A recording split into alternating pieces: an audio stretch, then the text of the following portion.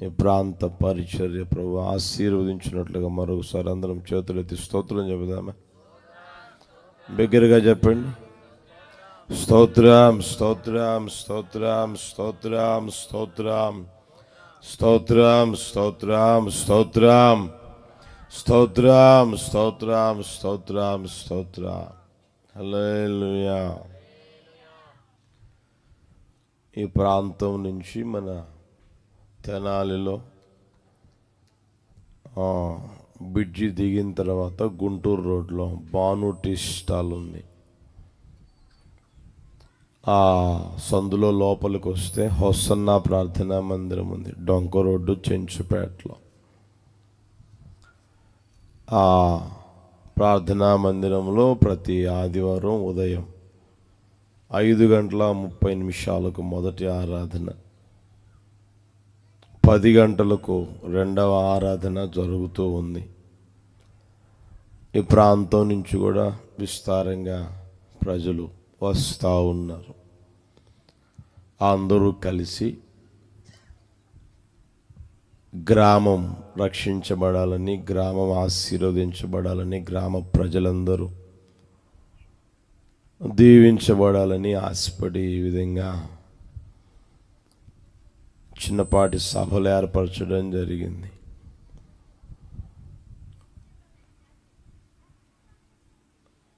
అందుకోసం వారి సాయశక్తులా ప్రయాసపడ్డారు, కష్టపడ్డారు, కష్టార్జితం ఖర్చు పెట్టారు.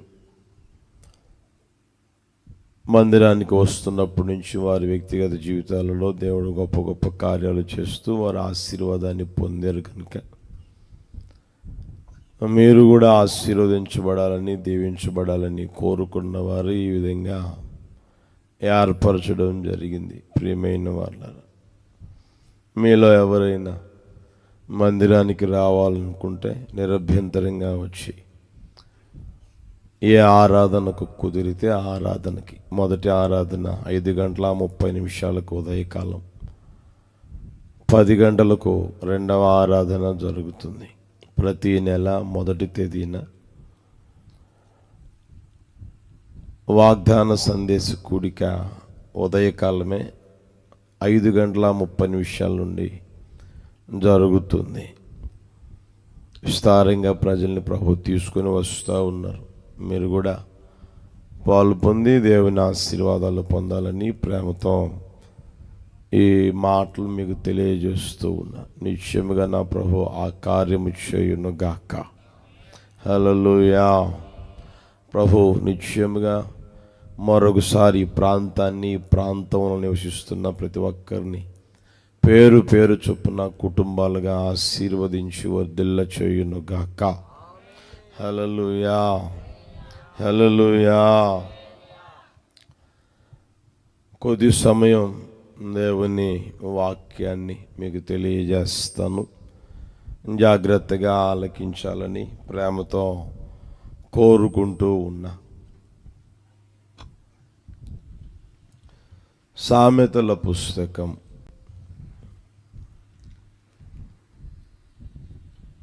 551 పేజీ బైబిల్లో, పాత నిబంధన గ్రంథంలో 551 పేజీ. సామెతల పుస్తకం 27వ అధ్యాయం 12వ వచనం తీయండి. అందరూ తీశారా? నేను చదువుతాను, చూడండి. బుద్ధిమంతుడు అపాయము వచ్చుట చూచి దాగును, జ్ఞానము లేని వారు యోచింపక ఆపదలో పడుదురు. ఇప్పుడు అందరం చదువుదామా? అందరూ, చదువు వచ్చిన వారందరూ చదవండి, బిగ్గరగా చదవండి.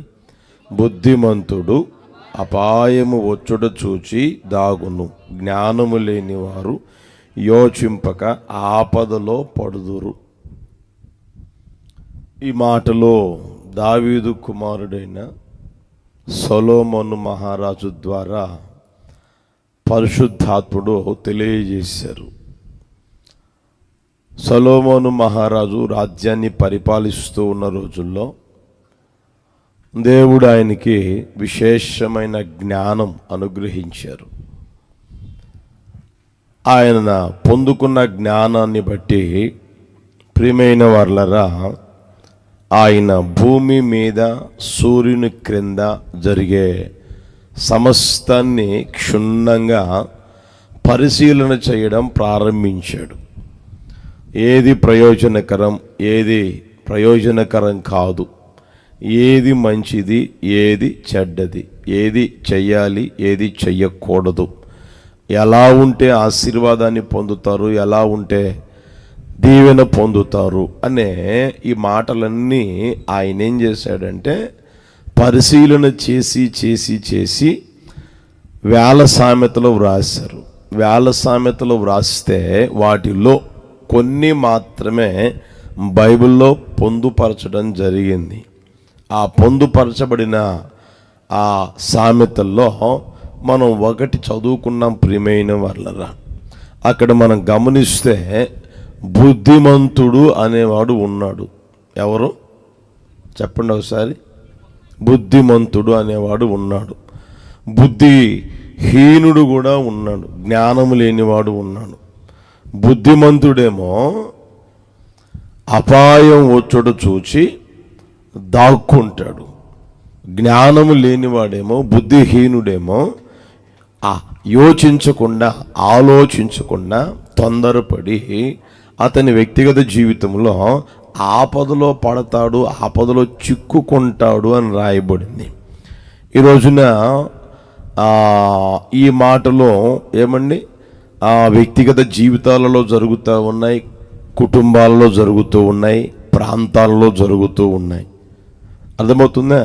బుద్ధిమంతుడేమో అపాయం వచ్చుడు చూచి దాక్కుంటా ఉన్నారు. ఏమండి జ్ఞానం లేని వారేమో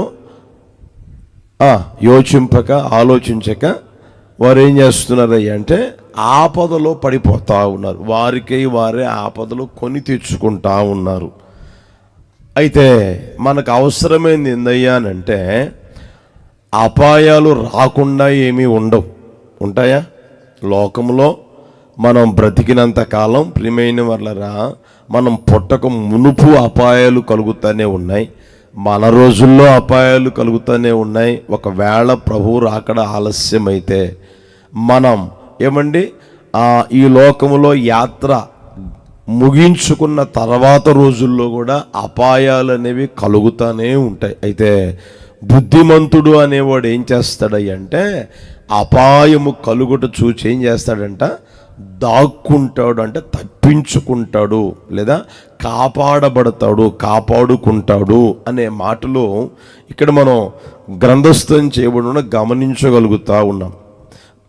మనం లోకంలో ప్రియమైన వాళ్ళరా బుద్ధిమంతుడు ఎవరు అని గమనిస్తే ఏమండి ఎవరు జోలి పోకుండా, ఆ కుటుంబం జోలి, ఈ కుటుంబం జోలి, ఆ వ్యక్తి జోలి, ఈ వ్యక్తి జోలి, ఎవరి జోలి పోకుండా 4 గోళ్ల మధ్య నడిపించబడుతూ, చదువుకుంటూ, ఏమండి తన పని తాను చేసుకుంటూ, తన ఉద్యోగం తాను చేసుకుంటూ, తన వ్యాపారం తాను చేసుకుంటూ, ఏదో వచ్చిందేదో కాస్త ఏమండి కూడబెట్టుకుంటా తన కుటుంబాన్ని జాగ్రత్తగా ఏమంటే నడిపించుకుంటూ ఉన్నారనుకోండి, అలాంటి వాళ్ళని అంటారు ఆడ బుద్ధిమంతుడండి. తాగడం లేదు, తందనాలు ఆడడం లేదు, షికారు చేయడం లేదు, కుటుంబాన్ని పట్టించుకోకుండా బ్రతకడము లేదు, కుటుంబాన్ని జాగ్రత్తగా చూసుకుంటా ఉన్నాడు. దేవుడు ఏమంటే కుటుంబాన్ని ఇస్తే ఆ కుటుంబాన్ని జాగ్రత్తగా నడిపించుకుంటా ఉన్నాడండి. ఆడు బుద్ధిమంతుడండి. గొడవల జోలికి రాడు, గొడవ పడతా ఉంటే అక్కడికి రాడు, ఎవరు జోలి వెళ్ళడు, ఎవరి గురించి పట్టించుకోడు, ఎవరి ప్రస్తాపన చెయ్యడు. అతని బతికేందో అతను బతుకుతూ ఉన్నాడు, జాగ్రత్తగా ఉంటా ఉన్నాడు, అతడు బుద్ధిమంతుడండి అని అంటా ఉంటారు ప్రియమైన వాళ్ళ. అయితే దేవుని వాక్యం చెప్తున్న మాట ఏంటంటే లోకము, లోకస్తులు అనుకున్నట్లుగా దేవుని వాక్యం చెప్పదు ప్రియమైన వాళ్ళ. నజరేయుడైన యేసయ్య 2025 సంవత్సరాల క్రితం సశరీరుడిగా, కృపాసత్య సంపూర్ణుడిగా ఈ భూమి మీద సంచరిస్తున్న రోజుల్లో ఒక మాట చెప్పాడు. చూడండి, మత్తయి సువార్త మనం 7వ అధ్యాయం 24వ వచనం. ఈ నా మాటలు విని వాటి చొప్పున చేయు ప్రతివాడు బండ మీద ఇల్లు కట్టుకొనిన బుద్ధిమంతుని పోలి ఉండును అని రాయబడి ఉంది. దేవుని వాక్యంలో చెప్పబడిన సత్యం ఏంటంటే, బుద్ధిమంతుడు అనేవాడు ఎవడు అనంటే, ప్రియమైన వాళ్ళరా, యేసు ప్రభు చెప్పిన మాటలు విని, యేసు ప్రభు చెప్పిన మాటలు విని, రాజకీయ నాయకులు చెప్పిన మాటలు కాదు, తెలిసిన వారు కాదు, అయిన వారు కాదు, నీకు నచ్చిన వారు కాదు, నీకు మెచ్చిన వారు కాదు. అర్థమవుతుందా? యేసు ప్రభు చెప్పిన మాటలు విని వాటి చొప్పున చేయు ప్రతివాడు అని రాయబడింది. అంటే చిన్నవాడే అయినా, చిన్నవాడు కాకపోయినా, పెద్దవాడే అయినా, అనుభవం ఉన్నవాడే అయినా, అనుభవం లేనివాడే అయినా, అర్థమవుతుందా? జ్ఞానం కలిగిన వాడైనా, జ్ఞానం లేనివాడైనా, బుద్ధిహీనుడైనా, ఎవలాంటి వ్యక్తి అయినా సరే యేసు ప్రభువు చెప్పిన మాటలు ఉన్నాయి. ఈ లోకంలో సంచరిస్తున్న రోజుల్లో చెప్పిన మాటలు ఉన్నాయి. లేదా బైబిల్లో రాయబడిన మాట ఏందంటే, ఏమండి, ఆదియందు వాక్యం ఉండెను, వాక్యమే దేవుడై ఉండెను.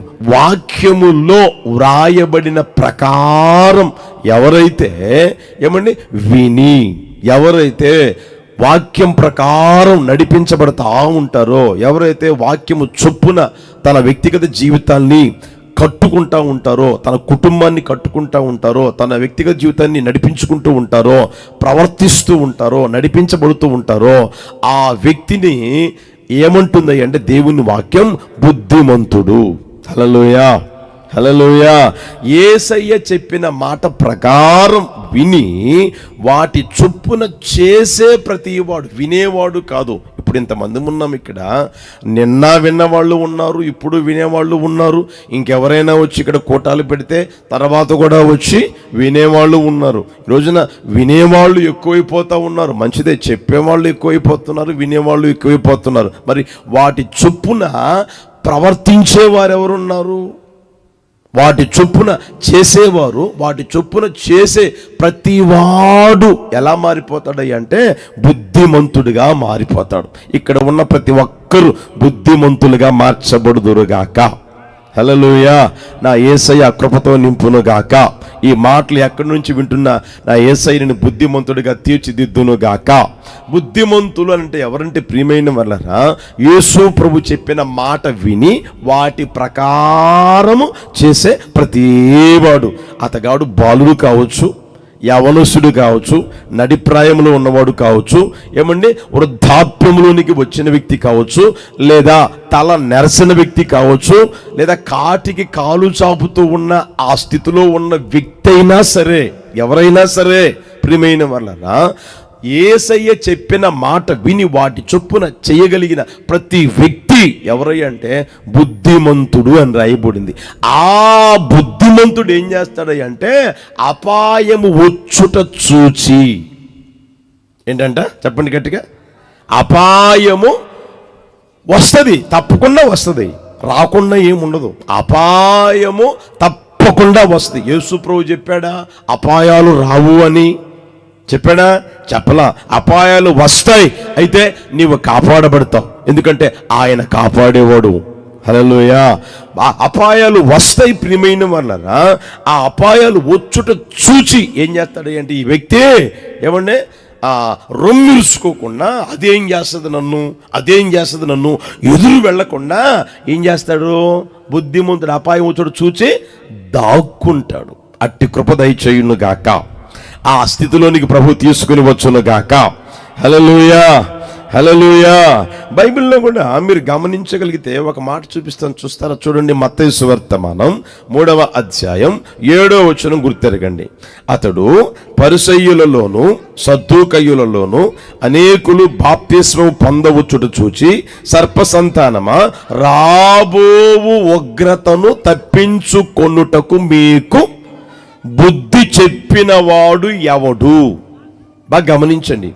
అక్కడ యోహాను అనే భక్తుడు ఏమండి తన దగ్గరికి వచ్చిన వారికి బాప్తిసం ఇచ్చి పంపుతా ఉంటే ఏమండి ఆ ప్రాంతంలోనికి పరిసయ్యులు వచ్చారు, సద్దూకయ్యులు అనేకులు వచ్చారయ్యా మాకు కూడా బాప్తిసమి అని. అంటే వాళ్ళ స్వభావాలు గమనించని ప్రియమైన వాళ్ళరా, ఆయన ఏమంటున్నాడు తెలిసిన, సర్ప సంతానమా. ఎవరంట వాళ్ళు? చెప్పండి గట్టిగా. వాళ్ళు ఏమైనా సర్ప సంతానమా? చెప్పరామండి. వాళ్ళు ఏమైనా పాముకు పుట్టిన వారా? కాదు కదా. అంటే అర్థం ఏంటి తెలిసిన, వారి దైనందిన జీవితంలో వారి ప్రవర్తన, వారి నడవడిక, వారి మాట తీరు, ఏమండి వారు జీవించే విధానం ఎలా ఉంది అంటే పాముకున్న బుద్ధులు పోలి నడిపించబడతా ఉన్నారు. సర్పానికి ఉన్న బుద్ధులు పోలి నడిపించబడతా ఉన్నారు. అంటే సర్పము కుయుక్తి కలిగినది ఉంది, ఏమండి ఆ కుయుక్తి కలిగిన బ్రతుకుతా ఉన్నారు. ఇంకా మనం గమనించగలిగితే ఏమండి నక్క ఉంటుంది, జిత్తులు మారింది అంటారు. అప్పుడప్పుడు అంటాం, వాడా జిత్తులు మారినోడురా, వాడి జోలు నీకెందుకు, వాడు జిత్తులు మారినోడురా అంట. అర్థమవుతుంది ప్రియమైన వాళ్ళరా. ఆ వారి స్వభావాన్ని బట్టి ఆయన వారిని ఏమన్నాడయ్య అంటే సర్ప సంతానమా అన్నాడు. అరే ఇలాంటి బుద్ధుల్లో నడిపించబడుతున్నారు కదా, ఇలాంటి దరిద్ర బుద్ధి కలిగి జీవిస్తూ ఉన్నారు కదా, ఇలాంటి పరిస్థితులలో రాబోయే ఉగ్రత తప్పించుకునే దానికి మీకు బుద్ధి చెప్పిన వాడు ఎవడు అంటే ఎవరో చెప్పారు, మంచి మాటలు చెప్పారు. అర్థమవుతుందా?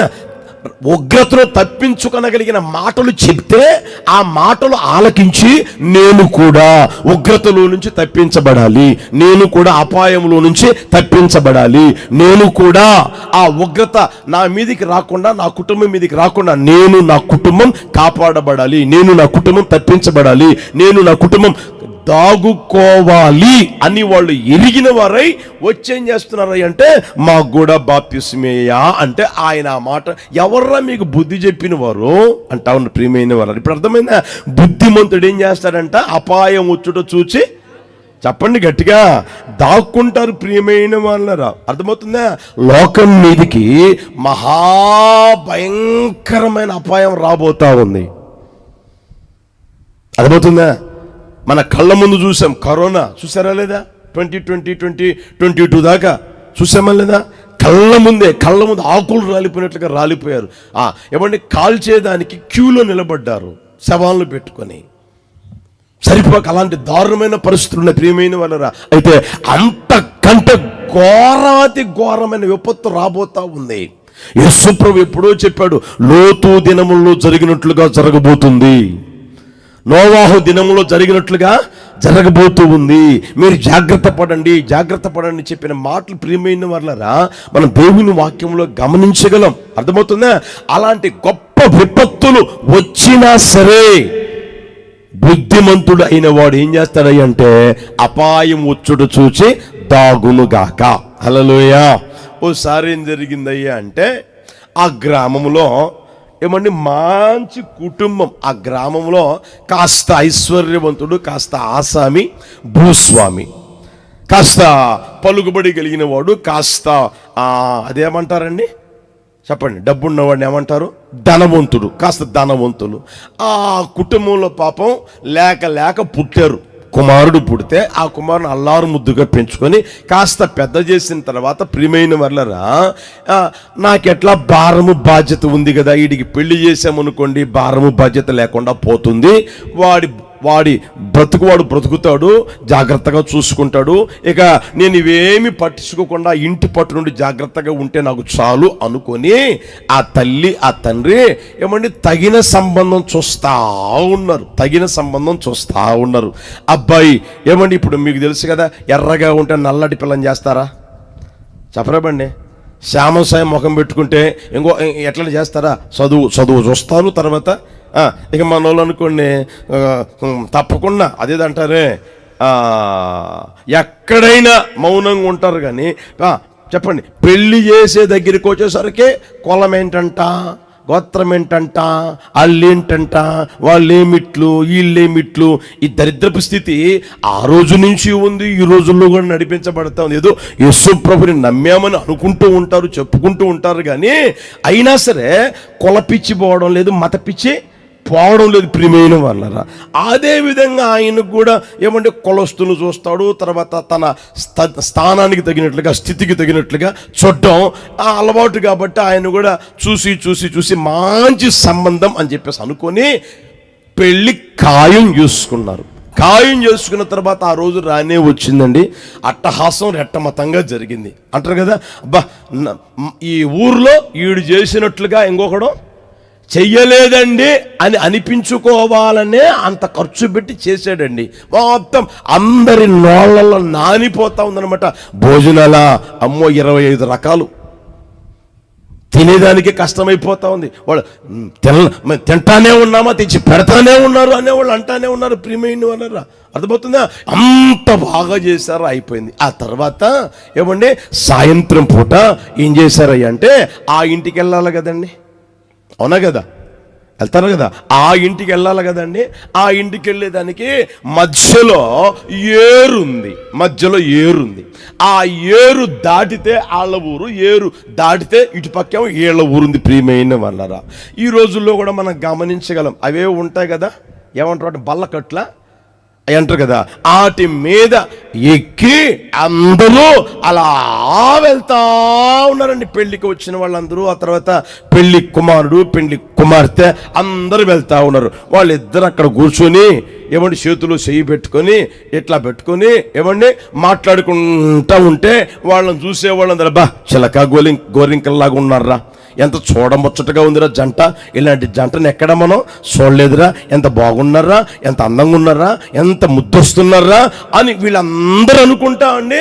ఒకరికొకరు చెప్పుకుంటా ఉన్నారు. వాళ్ళు కూడా అవేమీ పట్టించుకోకుండా ప్రియమైన వాళ్ళరా, ఇక కొత్తగా పెళ్ళైనప్పుడు వాళ్ళకు ఉంటుంది కదండి, వాళ్ళ సోయలో వాళ్ళు ఉంటారు కదండి, వాళ్ళకి మాట్లాడుకుంటా ఉన్నారన్నమాట.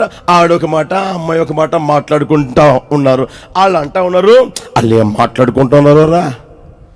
మాట్లాడుకుంటున్నారు అని అంటానే ఉన్నారా. ప్రియమైన వాళ్ళరా, వీళ్ళేమో గాల్లో మేళ్ళ కట్టేస్తా ఉన్నారు. మనం వాళ్ళలాగా ఉండకూడదు, వీళ్ళలాగా ఉండకూడదు, మా ఫ్రెండ్స్ లాగా ఉండకూడదు, మీ ఫ్రెండ్స్ లాగా ఉండకూడదు, మనం ఒక ప్రత్యేకంగా బ్రతకాలి అని మాట్లాడుకుంటానే ఉన్నారండి.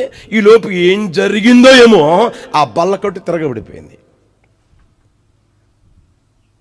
అర్థమవుతుందా? అది తిరగబడిపోతే అందరూ అందులో పడిపోయారు, నదిలో పడిపోయారు.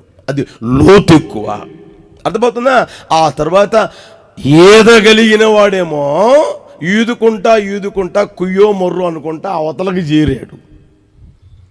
అర్థమవుతుందా? ఇక ఈత రాని వారేమో కొద్ది సమయం తర్వాత ఏమండి శవాలయ్యి తేలారు. ఈలోపు ఈ పెండ్లి కుమార్తె ఈ పెండ్లి కుమారుడి కోసం గాలిస్తా ఉంటే ఎంత కాడికి దొరికేసరికి ప్రియమైన వాళ్ళరా, వాళ్ళు కూడా శవాలై తేలారు. తీసుకుపోయి అక్కడ ఏమంటే పడుకోబెట్టారు. ప్రియమైన వాళ్ళరా, ఆ తర్వాత అయ్యో ఎంత చూడముచ్చటగా ఉన్న జంట, ఎంత వీళ్ళు గాల్లో మేళ్ళగట్టారు, ఎన్ని కళ్ళగన్నారు, ఎంతగా మాట్లాడుకుంటా వస్తూ ఉన్నారు. మేము చూస్తూ ఉంటే మాట తెరిపి లేకుండా మాట్లాడుకుంటానే ఉన్నారే. ఇలాంటి పరిస్థితి ఇలా కలిగిందే, ఎందుకు జరిగింది అంటారు. ప్రియమైన వాళ్ళరా, ఒకసారి గమనించండి, అపాయం అనేది ఏమైనా నీకు చెప్పి వస్తుందా? హలో మరియమ్మా, భర్తమ్మా, మోరంపూడి గ్రామస్తులారా, ఇదిగో అపాయాన్ని నేను వస్తూ ఉన్నాను, మీరు జాగ్రత్తగా దాక్కోండి అని చెప్పొస్తుందా? చెప్పరాబండి, చెప్పొస్తుందా? చెప్పి ఏది రాదు. ప్రియమైన వాళ్ళారా, నీ జీవితంలో చూడు, ఏది ఖాయమైనా ఖాయము కాకపోయినా, ఏది ఖాయము తెలిసినా మనిషి జీవితానికి చెప్పండి. ఇప్పుడు నోరు తెరవండి. నీ వ్యక్తిగత జీవితంలో ఏమండి యవనస్తుడిగా ఉన్నావా, కొంచెం పెద్ద అయిన తర్వాత ఒక 5 సంవత్సరాల తర్వాత నేను పెళ్లి చేసుకుంటానండి అని అనుకుంటే ఒకవేళ అది జరగదో నాకు తెలీదు. అది ఖాయం కాదు నాకు తెలీదు. మంచి సంబంధం దొరకదో నాకు తెలీదు. ఇంకా మీరు చూడండి, కావాలంటే మంచి అబ్బాయికి ఎలాంటి అమ్మాయి దొరుకుద్ది?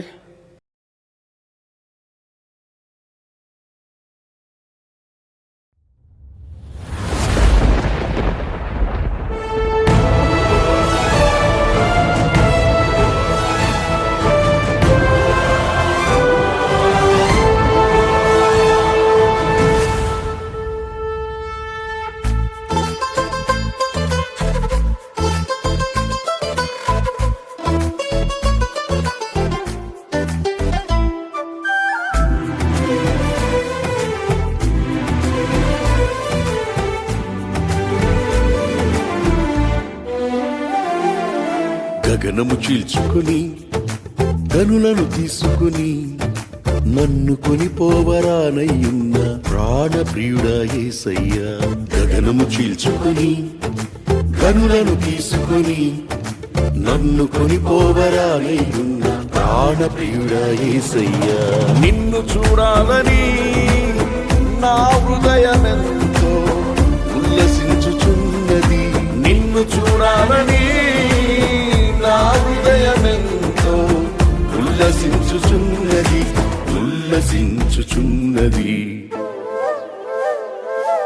గగనము చీల్చుకుని గనులను తీసుకుని నన్ను కొనిపోవరానయ్యున్న ప్రాణప్రియుడా యేసయ్యా.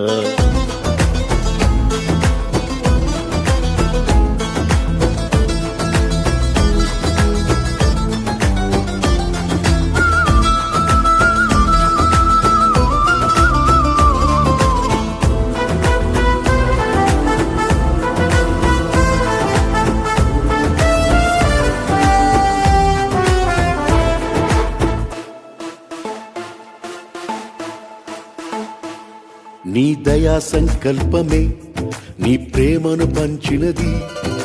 నీ చిత్తమే నాలో నెరవేరుచున్నది. నీ దయా సంకల్పమే నీ ప్రేమను పంచినది. నీ చిత్తమే నాలో నెరవేరుచున్నది. పవిత్రురాలైన కన్యకగా నీ ఎదుట నేను నిలిచెదను. పవిత్రురాలైన కన్యకగా నీ ఎదుట నేను నిలిచెదను. నీ కౌగిలిలో నేను విశ్రమింతును. నీ కౌగిలిలో నేను విశ్రమింతును. గగనము చీల్చుకొని కనులను తీసుకొని నన్ను కొనిపోవరానయ్యున్న ప్రాణప్రియుడా యేసయ్యా.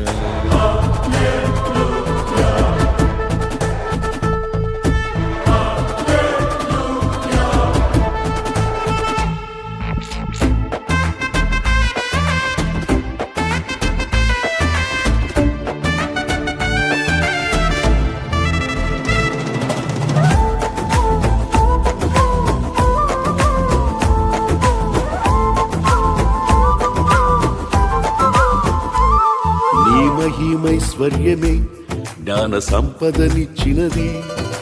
మర్మమయున్న నీవలె రూపించుచున్నది. ఈ మహిమైశ్వర్యమే జ్ఞాన సంపదనిచ్చినది. మర్మమయున్న నీవలె రూపించుచున్నది. కళంకములేని వధువునై నిరీక్షణతో నిన్ను చేరదను. కళంకములేని వధువునై నిరీక్షణతో నిన్ను చేరదను. యుగ యుగాలు నీతో ఏలెదను. యుగ యుగాలు నీతో ఏలెదను. గగనము చీల్చుకొని కనులను తీసుకొని నన్ను కొనిపోవరానయ్యున్న ప్రాణప్రియుడా యేసయ్యా.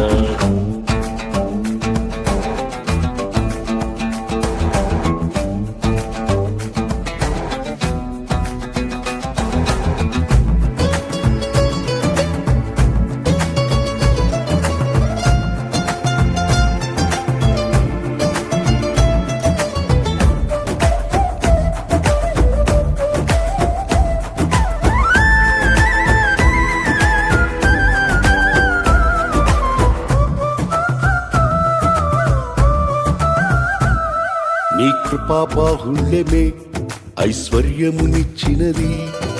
తేజోవాసుల స్వాస్థ్యం అనుగ్రహించినది. నీ కృపా బాహుళ్యమే ఐశ్వర్యమునిచ్చినది. తేజోవాసుల స్వాస్థ్యం అనుగ్రహించినది. అక్షయమైన దేహముతో అనాది ప్రణాళికతో. అక్షయమైన దేహముతో అనాది ప్రణాళికతో. సీయోనులో నీతో